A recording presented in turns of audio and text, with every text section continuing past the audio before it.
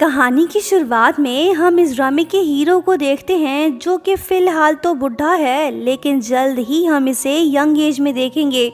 नाम है ली शन, जो सालों से एक पुरानी फैक्ट्री के मेल बॉक्स के पास बैठा किसी के लेटर का इंतज़ार कर रहा है। मेल बॉक्स को भले ही जंग लग चुका है, लेकिन ओल्ड ली शन के लिए ये किसी अनमोल खजाने से कम नहीं, एक वादा जो वफा ना हो सका।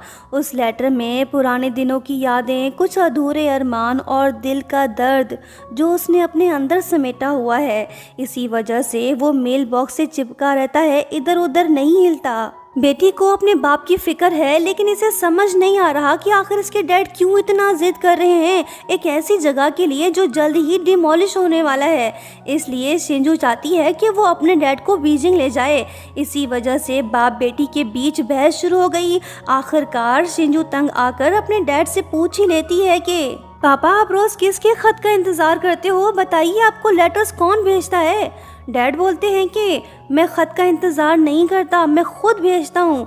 बेटी भी जिद पर अड़ गई, लेकिन डैड तो इसके साथ जाने को तैयार ही नहीं। वो अपने रूम में चले गए, जहां उन्होंने पेन उठाकर बड़े सब्र और प्यार से एक प्रेम पत्र लिखने लगे। हर अल्फाज में उसका दर्द और यादें बसी हुई हैं। अगली सुबह शिंजू उठकर तैयार हो गई ताकि अपने डैड को बीजिंग ले जा सके, पर जैसे ही वो कमरे में गई तो उसने देखा कि डैड तो वहाँ पे है ही नहीं। सिर्फ एक विदाई का खत टेबल पे पड़ा है, जिसके हर अल्फाज में गहरा प्यार और मजबूरी लिखी हुई है। ये देख शिंजू घबरा गई और सीधा पुलिस के पास जा पहुंची ताकि अपने डैड को तलाश कर सके। जब वो वापस जाने लगी तो फैक्ट्री के सिक्योरिटी गार्ड ने इसका रास्ता रोक लिया और पूछने लगा कि क्या तुम अपने डैड को ढूंढ रही हो? वो बोली कि हाँ, क्या तुमने उन्हें देखा? गार्ड बोला कि देखो, मैं कोई पागल वागल नहीं हूँ, अगर तुम मुझ पर यकीन करोगी तभी मैं तुम्हें सब कुछ बताऊंगा। शिंजू बोली कि मुझे यकीन है, तुम बताओ। गार्ड से बताने लगा कि उस रात जब मैं ड्यूटी पे था तो मैंने तुम्हारे डैड को मेल बॉक्स के पास देखा। जब मैं उनके करीब गया तो उन्होंने उस लेटर को मेल बॉक्स के अंदर डाल दिया। जैसे ही खत मेल बॉक्स के अंदर गिरा तो तुम्हारे डैड अचानक से गायब हो गए, बिल्कुल मिस्टर इंडिया की तरह। इसकी बातें सुन के शिंजू तो चौंक गई, सोचने लगी कि हैं, ऐसा कैसे हो सकता है? ये गार्ड से पूछने लगी कि तुम ये कहना चाहते हो कि उस खत के साथ मेरे डैड भी गायब हो गए? गार्ड ने जवाब दिया कि हाँ। तभी मेल बॉक्स के ऊपर एक बिल्ली आकर बैठ गई। ये बिल्ली हमेशा मेल बॉक्स के आसपास ही रहती है। कहीं ये बिल्ली टाइम ट्रैवलर तो नहीं? ज़रूर इस मेल बॉक्स के पीछे कोई अनहोनी या कहानी छुपी है जो धीरे धीरे हमारे सामने आती जाएगी। शिंजू गार्ड की बातों पे यकीन नहीं कर पा रही। इसे लगता है कि शायद ये सिर्फ एक इत्तेफाक है या फिर उसकी आंखों का धोखा। जब ये वहाँ से जाने लगती है तो तभी कैट की अजीब हरकतों ने इसे डरा दिया। अब इसे थोड़ा सा एहसास होने लगा है कि ये मेल बॉक्स वाकई में अजीब है। जब इसने वो मेल बॉक्स खोला तो उसे एक लेटर मिला जिस पर नाम लिखा था यानशी। तारीख थी 3 सितंबर 1991। ये देखकर शिंजू गहरी उलझन में पड़ गई और सोचने लगी कि अब ये यानशी कौन है और इतने पुराने वक्त का खत यहाँ कैसे आया। इसे सोचने दो, हम टाइम ट्रेवल करके पीछे जाते हैं। साल है 1991, जगह है मीवान टाउन। हमारा हीरो फाइनली हैंडसम रूप में नाजिल हुआ है। नाम बोले तो ली शन। शक्ल से तो बैड बॉय लगता है और है भी सही। लड़का गरीब होने के साथ साथ अनाथ भी है। अपने लीडर के साथ मिलके लोगों से कर्जा वसूल करता है और इसी तरह से वो पैसे कमा के अपना गुजारा कर रहा है। फिर एक दिन ये अपने लीडर के साथ किसी के घर जा पहुंचा ताकि पैसे वसूल कर सके। अरे, ये घर तो यानशी का है। जब ये तीनों आंगन में घुसे तो पता चला कि लड़की की दादी एक दिन पहले गुजर चुकी हैं। घर में उदासी और गम का माहौल है। यानशी की आंखें नम, चेहरे पे उदासी और थकन साफ नजर आ रही है। इसका बाप जो कर्ज लेकर भाग गया वो अभी घर में मौजूद नहीं है। ली शन और उसके साथी घर के अंदर घुस पड़े और लड़की से जबरदस्ती पैसे लेकर वापस जाने लगे। ये देख यानशी तो गुस्सा हो गई। दादी को गुजरे सिर्फ एक ही दिन हुआ और ये लोग घर लूटने आ गए। यानशी उनके पीछे पड़ गई और उन्हें रोकने की कोशिश करने लगी, लेकिन एक कमजोर सी लड़की इन गुंडों का मुकाबला भला कैसे कर सकती है। तनाव बढ़ सा गया। यानशी पत्थर उठा के लीडर को मारने लगी, लेकिन तभी ली शन ने इसे रोक लिया और उससे कहने लगा कि हम किसी और का काम कर रहे हैं, तुम बिला वजह अपनी जान खतरे में मत डालो, तुम ये संभाल नहीं पाओगी। ये कहकर वो वापस चला गया। यांशी कुछ नहीं कर पाई। लीशन के लिए ये काम इतना भी आसान नहीं, लेकिन इसके पास कोई और काम भी तो नहीं। सारा दिन लोगों से पैसे वसूल करना, मारपीट करना, जख्मी होना, इसके लिए रोज की बात है। लड़का एक छोटे से घर में रह रहा है और इसने जो पैसे आज तक कमाए हैं उन्हें ये अपने पास संभाल कर रखता है। वैसे इसे यहाँ नहीं, स्कूल में होना चाहिए। फिर एक दिन ग्रुप लीडर फैंग लीशन से बोलने लगा कि सुन लड़के, तू कल से स्कूल जा रहा है। हमारे बिजनेस के लिए ज़रूरी है कि तू कुछ पढ़ लिख ले। मेरी मिशन से बात हो गई है, वो भी चाहती है कि तुम स्कूल ज्वाइन करो। लीशन स्कूल जाना तो नहीं चाहता, लेकिन अब इसे जाना पड़ेगा। फिर क्या, नेक्स्ट मॉर्निंग हाथ में बैग लिए बंदा सर झुकाए स्कूल पहुंच गया। टीचर शिन इसे डांटने लगी। ये लीशन को तब से जानती है जब ये ऑर्फनेज में था। कहने लगी कि पहले ही दिन लेट आ गए, ऐसे पढ़ोगे क्या? इस अपॉर्चुनिटी को मिस मत करो, कुछ पढ़ लिख लो। अब चलो मेरे साथ। नया सेमेस्टर, नई शुरुआत और नया स्टूडेंट जो कि बैड बॉय है और क्लास के बाहर खड़ा है, जिसे पढ़ने का बिल्कुल भी शौक नहीं। लीशन क्लास में एंटर हो गया। इसने बस अपना नाम बताया और आगे चल दिया। तभी इसकी नज़र यांशी पे पड़ी, वही जिसके घर ये पैसे वसूल करने गया था। इसे क्लास में देख लड़की तो शॉक्ड हो गई। भले ही गरीब हो, लेकिन ये किसी से डरती वरती नहीं। लड़का भी थोड़ा हैरान तो है, लेकिन इसे कोई फर्क नहीं पड़ता। ये जाके अपनी सीट पर बैठ गया। स्कूल के बाद जब लीशन घर वापस जा रहा होता है तो तभी यांशी इसे पकड़ के साइड में ले जाती है। लड़का बोला कि क्या है? वो बोली कि नो बकवास, मेरे पैसे वापस कर रहे हो या फिर मैं पुलिस को बुलाऊं? वो बोला कि मेरे पास नहीं है, हम बस कर्जा वसूल करते हैं। तुम्हारे डैड ने पैसे वापस नहीं किए, वो किसी से तो वसूल करने थे। तुम उनकी इकलौती औलाद हो, सो तुमसे ले लिए। लड़की से धमकाने लगी, कहने लगी कि मैं तुझे स्कूल से निकलवा दूंगी। ये बात सुन के लड़का तो हंस पड़ा। ये कौन सा स्कूल में पढ़ना चाहता है, इसे कोई फर्क नहीं पड़ता। लड़की बोली कि रुक तो सही, वो पैसे मेरी ग्रैंड माँ के थे, तुम्हें वो वापस करने पड़ेंगे।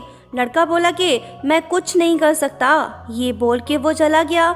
सुबह स्कूल तो शाम में सनशाइन बुक स्टोर में पार्ट टाइम जॉब। यांशी की लाइफ तो बड़ी टफ चल रही है, बेचारी काफ़ी हार्ड वर्क कर रही है। इसके डैड का तो पूछो ही मत, आगे देखते जाओ। उसी दिन जब यांशी काम में बिजी होती है तो तभी एक गार्बेज कलेक्टर आके इससे बोलने लगा कि बेटी, क्या तुम मुझे वो कार्डबोर्ड दे सकती हो? लड़की दिल की अच्छी, इसने उसे दे दिए। यहाँ हम ये बात नोट करते हैं कि जो मेल बॉक्स हमने 2026 में देखा था वही गार्बेज कलेक्टर के कार्ड में भी मौजूद है। हम इसे इत्तेफाक बोल सकते थे, लेकिन जब हमारी नज़र बिल्ली पे पड़ी तो समझ आने लगा कि इस मेल बॉक्स में कुछ तो गड़बड़ है। कहीं ये टाइम ट्रेवल का चक्कर तो नहीं? देखते हैं आगे क्या पता चलता है। उसी रात लीडर फैंग लीशन से बोलने लगा कि ये वो यानी कि यांशी के डैड से अब हम कर्जा वसूल नहीं करेंगे। ये मामला बॉस को ही हैंडल करने दो। अब हम छोटे मोटे काम में अपना टाइम वेस्ट नहीं करेंगे, हमें अपना बिजनेस ग्रो करना है, समझे? लीशन इनकी बात मान तो गया, लेकिन इसे ये भी पता है कि इनका बॉस बड़ा ही जालिम इंसान है। वो पैसों के लिए यांशी को मार भी सकता है। लेकिन ये उस लड़की की फिक्र क्यों करे जिसे ये जानता तक नहीं? इसे तो फिलहाल अपने काम से मतलब है। नेक्स्ट मॉर्निंग हम देखते हैं कि magic mail box sunshine book store के बाहर आ पहुंचा। ऑनर पहले तो इसे यहाँ से हटाना चाहता था, लेकिन बाद में इसे ख्याल आया कि वो इसे यूज़ करके अपने बिजनेस को ग्रो कर सकता है। लेटर बॉक्स के अंदर एक खत भी मौजूद है। ये वही खत है जो ओल्ड लीशन ने लिखा था, जिसे हम ड्रामे के शुरू में देख चुके हैं। अब लेटर यांशी के नाम से है तो इसने वो अपने पास रख लिया। स्कूल जाते वक्त जब इसने वो लेटर पढ़ा, इसका पारा तो हाई हो गया, क्योंकि ये लव लेटर है। जिसने लिखा है उसका नाम लीशन है, वही लड़का जो कल ही इसके स्कूल में नाजिल हुआ था। लड़की तो गुस्से से लाल हो गई, जानना चाहती है कि आखिर वो बैड बॉय इसके पीछे क्यों पड़ा है। ये स्कूल जा पहुंची। यांशी क्लास की मॉनिटर है, सो ये सभी क्लासमेट से फंड कलेक्ट कर रही है। आखिर में ये लीशन के पास गई और उससे बोली कि तू अभी की अभी बाहर आ। लड़का परेशान, अब मैंने क्या कर दिया? क्लासमेट आलू चैन, जो कि यांशी को ज़्यादा पसंद नहीं करता, उसने यांशी के बैग से वो लेटर निकाल लिया। अब ये ज़रूर कुछ गड़बड़ करने वाला है। वहीं दूसरी तरफ यांशी लीशन से बोलने लगी कि सुन लड़के, मैं तुझसे नहीं डरने वाली, तुम मुझे बुली नहीं कर पाओगे। मैं तुझे खबरदार कर रही हूँ कि अपनी ये घटिया हरकतें बंद कर। अगर आइंदा से तुमने मुझे लेटर भेजने की कोशिश की तो मैं तेरी रिपोर्ट पुलिस में कर दूंगी। बैड बॉय हैरान होकर पूछने लगा कि कौन सा लेटर, उसमें क्या लिखा है, मुझे तो कुछ समझ नहीं आ रहा। लड़की बोली कि मैं तुझ जैसे गुंडे लोगों से नहीं डरती। ये इससे धमकी दे के चली गई। लीशन इसके पीछे पीछे। क्लास का माहौल आलू चैन ने थोड़ा सा रोमांटिक बना दिया। ये लव लेटर को सभी क्लासमेट्स के सामने ऊंची आवाज में पढ़ने लगा। जैसे ही यांशी ने ये सब देखा तो वो उससे लेटर छीनने लगी। आलू चैन इसका मजाक उड़ाने लगा। बैड बॉय लीशन भी क्लास में आ पहुंचा। जब इसने आलू चैन को लात मारी तो उसका सॉफ्टवेयर अपडेट हो गया। लीशन ने उससे लेटर ले लिया। पूछने लगा कि ये क्या है। वो बोला कि पढ़ नहीं सकते क्या, तुमने ही तो ये लव लेटर यांशी को लिखा है। ये देख यांशी तो घबरा गई। यांशी ने लीशन से लव लेटर छीन के उसे फाड़ दिया।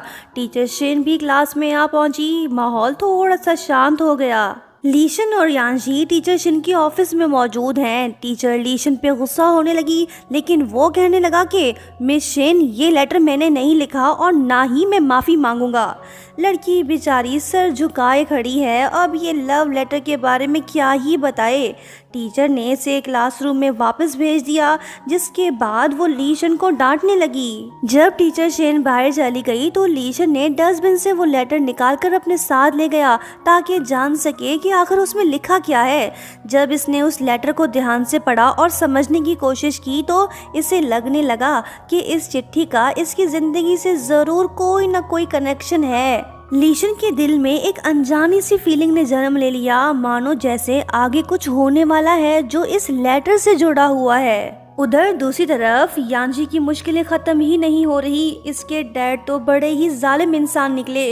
ये सारा दिन कसीनो में बैठकर अपनी ही बेटी के मेहनत से कमाए पैसों को उड़ाते हैं। डैड ने यांशी पर इल्जाम लगाया कि उसका किरदार ठीक नहीं, वो बिल्कुल अपनी माँ जैसी है। ये बोल के वो इसे मारने लगे। दरअसल डैड इसकी शादी किसी अमीर लड़के से कराना चाहते हैं ताकि इनकी जिंदगी आराम से गुजर सके और मुफ्त का पैसा भी इन्हें मिलता रहे। यांशी खामोश खड़ी सब कुछ बर्दाश्त कर रही है। ये और कर भी क्या सकती है। जब डैड ने जबरदस्ती से क्लास फंड के पैसे छीने तो यांशी की बर्दाश्त खत्म हो गई, लेकिन डैड इसे खूब मार के वहां से चले गए। बेचारी यांशी इस जिंदगी से तंग आ चुकी है। डैड ने इसका जीना हराम कर दिया है। इसकी आंखों से आंसू बहने लगे। दिल का दर्द और नाउम्मीदी के समंदर ने इसे अंदर से तोड़ के रख दिया।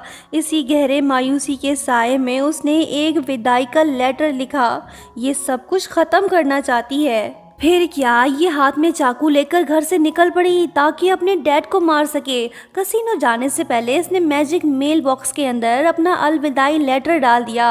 इत्तेफाक से कैट भी यहीं आसपास ही मौजूद है, मतलब कि लेटर फ्यूचर में ट्रांसपोर्ट होने वाला है।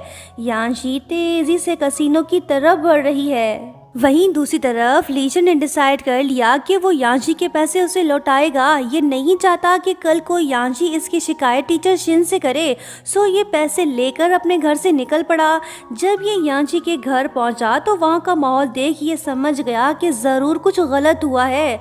ये भी कसीनो की तरफ भागने लगा। वहीं दूसरी तरफ यांशी कसीनो पहुंच चुकी है। ये अपने डैड को मारने आई है। इससे पहले कि ये उनका काम तमाम करती कि तभी लीशन वहीं आ गया और इसे रोक लिया। डैड तो भाग निकले, यांशी उनके पीछे पीछे तो लीशन भी इसके पीछे। वो इससे बोलने लगा कि मेरी बात सुनो, तुम जो कर रही हो वो गलत है। वो बोली कि मैं तुझे बचाने के लिए थैंक्स नहीं बोलूंगी, चल अब निकल यहाँ से, मुझे अपना काम करने दे। लीशन इसे रोककर समझाने लगा कि तुम अपनी लाइफ क्यों बर्बाद कर रही हो। तुम्हें क्या लगता है कि वो इस चाकू से मर जाएंगे? कोई नहीं, वो बस इंजर्ड होंगे और तुम पूरी जिंदगी जेल में चक्की पीसोगी। बेवकूफ़ लड़की, तुम क्लास की मॉनिटर हो तो ज़रा दिमाग से काम लो। अगर तुमने ये हरकत की तो तुम्हारे एजुकेशन का क्या होगा? अगर फिर भी तुम्हें मेरी बातें समझ नहीं आ रही तो जो करना है कर लो, बाद में तुम ही पछताने वाली हो। पुलिस वाले भी पहुंच गए, वो इन दोनों को अपने साथ ले गए। यांशी के डैड अपनी बेटी के अगेंस्ट कंप्लेंट नहीं लिखवाना चाहते क्योंकि वही तो है जो इसे पैसे देती है। जब यांशी ने अपने डैड को देखा तो वो इन्हें फिर से मारने की कोशिश करने लगी। लीशन ने इसे रोक लिया। ये पुलिस वालों से बोलने लगा कि इसके दिमाग के स्क्रू थोड़े से ढीले हो गए हैं, इसे आराम की जरूरत है। ये बोल के वो यांशी को अपने साथ ले गया। पुलिस ने भी शक नहीं किया क्योंकि डैड ने इन्हें पहले ही बताया है कि उसकी बेटी की मेंटल हेल्थ ठीक नहीं, इसलिए वो ऐसी हरकतें करती रहती है। यांशी खामोश नहीं हो रही, ये हर हाल में अपने डैड को मारना चाहती है। लीशन इससे बोलने लगा कि अगर तुम्हें मरने का इतना ही शौक था तो पहले क्यों नहीं मरी? सुन लड़की, अपनी जान लेने से कुछ नहीं होगा, तुम्हारे लिए कोई नहीं रोएगा। यांशी इसकी कोई बात नहीं सुन रही, ये अकेली ही चल पड़ी। लीशन भी इसके पीछे पीछे कहीं ये कुछ गलत ना कर बैठे। नेक्स्ट सीन में हम देखते हैं कि यांशी मेल बॉक्स के पास उदास बैठी है। लीशन इससे बोलने लगा कि यांशी बस थोड़ा सा वेट कर लो, जब तुम्हें यूनिवर्सिटी में एडमिशन मिल जाए तो यहाँ से चली जाना। वो बोली कि डैड ने क्लास फंड के पैसे भी मुझसे छीन लिए, मैं क्लासमेट्स का सामना कैसे कर पाऊंगी? लीशन मुस्कुराते हुए बोला कि पागल कहेंगी, कुछ पैसों के लिए तुमने ये सब किया? मैं मैडम शिन को सब कुछ बता दूंगा, वो तुम्हें कुछ नहीं कहेंगी। ये कोई बड़ी बात नहीं, हम पैसे जमा कर लेंगे। अभी ये रोना धोना बंद करो, कल स्कूल भी जाना है, चलो घर चलते हैं। यांशी ने इसकी बात मान ली, दोनों साथ में चल पड़े। जब ली शनि से घर छोड़ के वापस जा रहा था तो तभी इसकी नज़र जमीन पर पड़े सिगरेट पे पड़ी। तो वो यांशी से पूछने लगा कि क्या तुम्हारे डैड स्मोक करते हैं? तो वो बोली कि नहीं। तो लीशन फौरन ही समझ गया कि जरूर बॉस के लोग यांशी के घर कर्जा वसूल करने आए होंगे। फिर क्या ये लड़की से बोलने लगा कि तुम्हारे लिए यहाँ रहना सेफ नहीं, चलो मेरे साथ। ये यांशी का हाथ पकड़ के अपने साथ ले गया। बॉस के लोगों ने इन्हें देख लिया, वो इनके पीछे पड़ गए। लीशन ने यांशी को एक जगह पे छुपा दिया ताकि वो गुंडे लोगों को चकमा दे सके। ये कामयाब रहा। गुंडों को निपटाने के बाद ये यांशी के पास वापस लौट आया। बंदा थोड़ा सा इंजर्ड है। लड़की से बोलने लगा कि टेंशन की कोई बात नहीं, मामूली सा जख्म है, जल्द ही ठीक हो जाएगा, चलो चलते हैं। ये यांशी को अपने घर ले गया। लड़की खामोश बैठी है। अगर लीशन टाइम पे ना पहुंचता तो पता नहीं ये क्या कर बैठती। जिस लड़के को ये बैड बॉय समझती थी उसने ही आज इसकी जान बचाई। लीशन इससे बोलने लगा कि वो लोग बड़े ही खतरनाक हैं, पैसों के लिए कुछ भी कर सकते हैं। यांशी कुछ नहीं बोल पा रही। इसे इंजर्ड देख लड़का भी समझ गया कि जरूर डैड ने इसे मारा होगा। कुछ देर बाद यांशी इससे बोलने लगी कि तुमने तो पुलिस के सामने मुझे पागल करार दे दिया, अब मैं कुछ नहीं कर सकती। वैसे तुमने सही कहा था, मैं तभी यहाँ से निकल पाऊंगी जब मुझे यूनिवर्सिटी में एडमिशन मिल जाएगा। अब मैं कुछ गलत नहीं करूँगी, बस वेट करूँगी। वैसे भी मैंने अपनी डिग्निटी खो दी, आगे से क्लासमेट्स मुझ पे यकीन नहीं करेंगे। लड़का बोला कि फिक्र मत करो, मैं इस मामले को हैंडल कर लूँगा और ये भी पता लगाऊंगा कि आखिर वो लव लेटर किसने लिखा। यांशी वापस जाने लगी। लीशन इसे जाने नहीं दे रहा क्योंकि खतरा अभी टला नहीं। कहने लगा कि तुम आज रात यहीं पे सो जाओ, मैं कहीं और जाके रह लूँगा। 1 मिनट ठहरो, मैं बस अभी आया। लीशन भागते हुए ग्रोसरी शॉप गया और वहाँ से स्नैक्स, टावल, टूथपेस्ट और बाकी ज़रूरी चीज़ें ले आया ताकि लड़की को दे सके। इसने सारा सामान टेबल पे रख दिया। यांशी ने इसकी बात मान ली, ये आज रात यहीं पे रहेगी। लीशन वहाँ से चला गया। ये पूरी रात सो नहीं पाया। जो हाल इसका है वही लड़की का भी। जो अलविदाई लेटर यांशी ने 1991 में मैजिक बॉक्स में डाला था वो 2026 में शिंजू को मिल गया है। पहले तो सिक्योरिटी गार्ड उस लेटर को जलाना चाहता था, लेकिन शिंजू ने उसे रोका क्योंकि ये लेटर उसके डैड को ढूंढने में हेल्प कर सकता है। पुलिस ने शिंजू को पब्लिक सिक्योरिटी ब्यूरो बुला लिया। वहाँ एक ऑफिसर ने इसे हिला देने वाली खबर दी कि इसके फादर 20 साल पहले ही जेल में मर चुके हैं। यहाँ हम ये बात कहना चाहेंगे कि लव लेटर की वजह से फ्यूचर थोड़ा चेंज हो गया है। शायद इसी वजह से शिंजू के डैड 2026 के टाइमलाइन में मिसिंग हैं। ऐसा इसलिए कि जब ओल्ड लीशन ने यांशी को लव लेटर भेजा तो तभी डेस्टिनी चेंज हो गई। टाइम ट्रेवल में अगर पास्ट चेंज हो जाए तो उसका असर फ्यूचर पे पड़ता है। बहरहाल अब हम स्टोरी की तरफ वापस आते हैं। शिंजू शॉक्ड है। ये पुलिस वालों को समझाने की कोशिश कर रही है लेकिन वो तो इसकी बात सुनने को तैयार ही नहीं। ये भी अपनी जगह ठीक है। फिर शिंजू परेशानी की हालत में घर वापस लौटी और अपने डैड की पुरानी चीजों को देखने लगी, इस उम्मीद में कि शायद इसे कोई क्लू मिल जाए। वहाँ उसे कुछ पुराने ट्रेन के टिकट्स और एक पोस्ट कार्ड मिला जिसमें यांशी का नाम लिखा था, वही नाम जो अलविदाई लेटर में था। जब वो दोनों हैंड राइटिंग को चेक करती है तो दोनों सेम थे। ये सब देख शिंजू तो कंफ्यूज हो गई। फिलहाल ये कुछ समझ नहीं पा रही। कहानी फिर से 1991 में शिफ्ट हो गई। सुबह होते ही लीशन अपने घर आ पहुंचा लेकिन यांशी तो यहाँ से जा चुकी है। लीशन भागते हुए स्कूल जा पहुंचा और यांशी को ढूंढने लगा।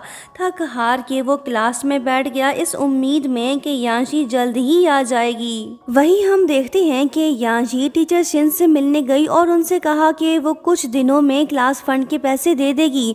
टीचर शिन भी इसकी हेल्प करना चाहती है लेकिन यांशी ने उन्हें मना कर दिया।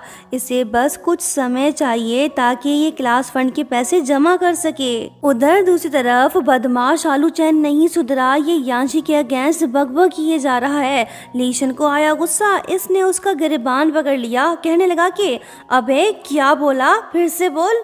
आलू चैन की जान ही निकल गई। डरता भी है और मस्ती करता भी है। यांशी भी क्लास में आ पहुंची। इसे सही सलामत देख लीशन के दिल को सुकून मिला। ये खामोश होकर बैठ गया। एक और मुसीबत, यांशी के डैड स्कूल आ पहुंचे। जब एक क्लासमेट ने यांशी को ये बात बताई वो तो दौड़ पड़ी। लीशन भी इसके पीछे पीछे। यांशी के डैड एक शकी और बेहुदा आदमी हैं। वो सीधा स्कूल के अंदर घुसा और तमाशा करने लगे। अपनी बेटी की इज्जत की बिल्कुल भी परवाह किए बगैर उन्होंने पूरी क्लास के सामने जोर जोर से चिल्लाना शुरू कर दिया। कहने लगे कि मेरी बेटी ने मुझे मारने की कोशिश की और कल रात ये किसी लड़के के साथ थी।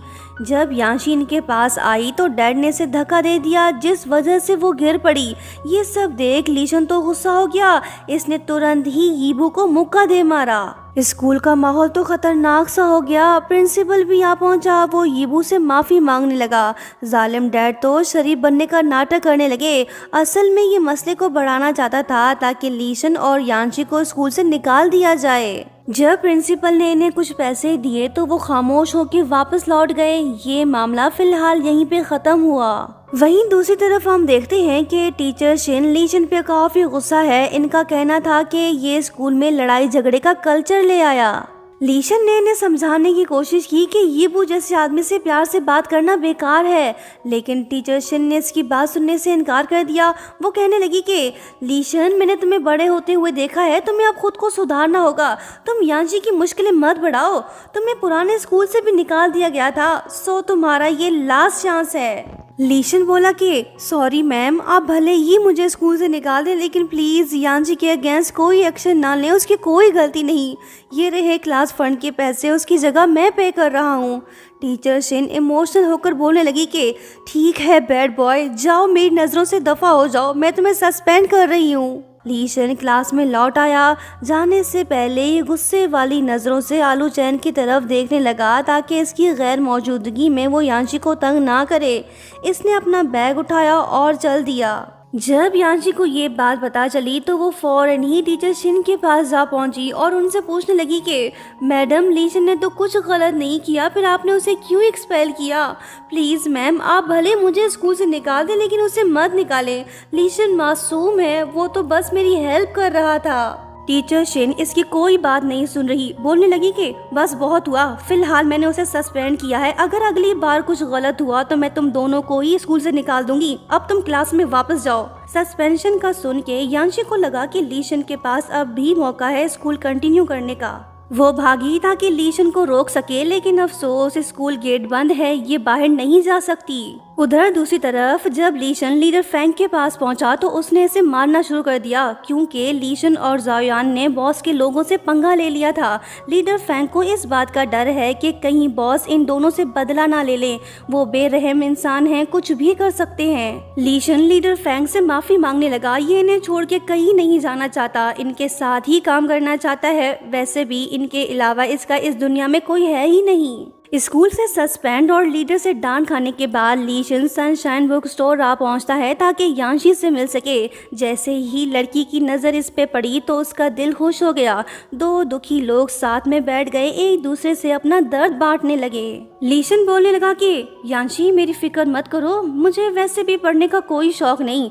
यांशी ने अपने बैग से पैसे निकाल कर लीशन के हाथ में पकड़ा दिए। कहने लगी कि बकाया पैसे मैं तुम्हें किस्तों में देती रहूंगी। वो पूछता है कि ये किस चीज़ के पैसे हैं। वो बोली कि क्लास फंड के जो तुमने टीचर शिन को दिए।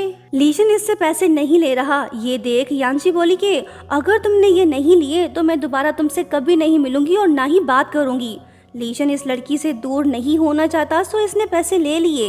अब इसकी बारी आ गई। इसने पैसे निकालकर यांशी को दिए। जब यांशी ने वजह पूछी तो वो बोला कि ये वो पैसे हैं जो हमने तुमसे छीने थे, अगर तुमने नहीं लिए तो मैं भी तुमसे कभी बात नहीं करूंगा।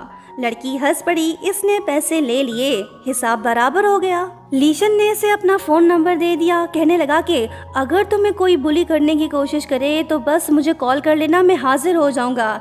ये दिल छूने वाली बात सुन के यांशी तो हैरान रह गई। कोई है जिसे इसकी फिक्र है। ये लड़का सच में कितना अच्छा है ना। म्यूजिक भी चालू हो गया। दोनों एक दूसरे को देखने लगे। नेक्स्ट सीन में हम देखते हैं कि लीशन ने वो लव लेटर जोड़ लिया जो फ्यूचर से आया था। अब ये बात इसे तो नहीं पता, लेकिन ये पता लगाना चाहता है कि आखिर इसकी हैंड राइटिंग में ये लेटर किसने लिखा है।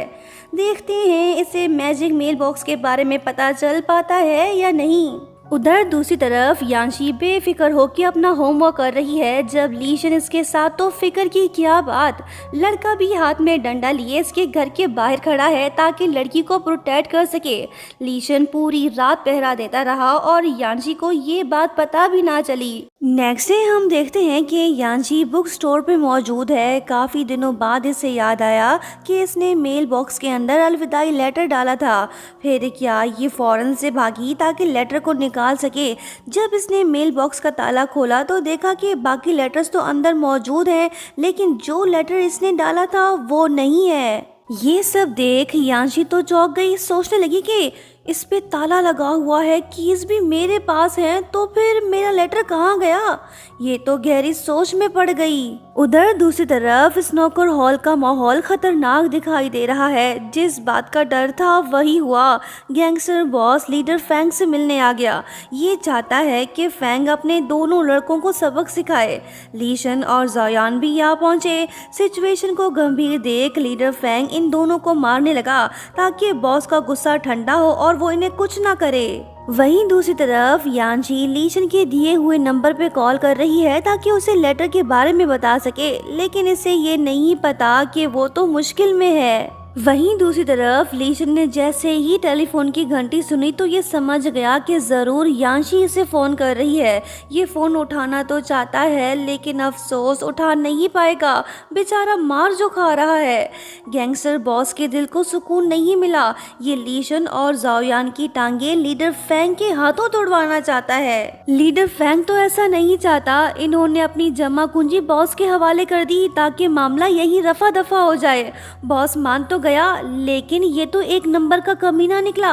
पैसे लेने के बावजूद भी इसने अपने आदमियों को आज़ाद छोड़ दिया ताकि अपना बदला ले सके।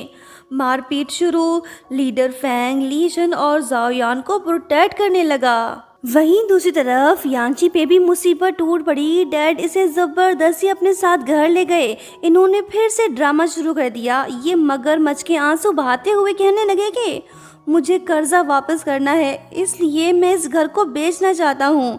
यांशी ने इन्हें साफ मना कर दिया क्योंकि ये घर उसका और उसकी दादी का है।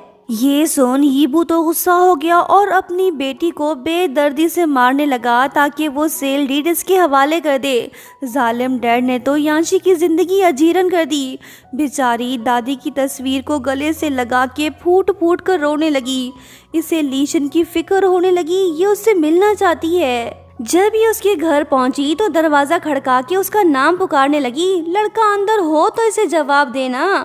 बेचारा ताजी ताजी मार खा के अपने घर की तरफ लौट रहा है। जब इसने यांशी को देखा तो कहने लगा कि ओ जज्बाती लड़की, मैं यहाँ हूँ। यांशी भागते हुए इसके पास आई। लड़के को इंजर्ड देख ये परेशान हो गई। लीशन ने इसे कुछ नहीं बताया। वो पूछने लगा कि तुम यहाँ कैसे?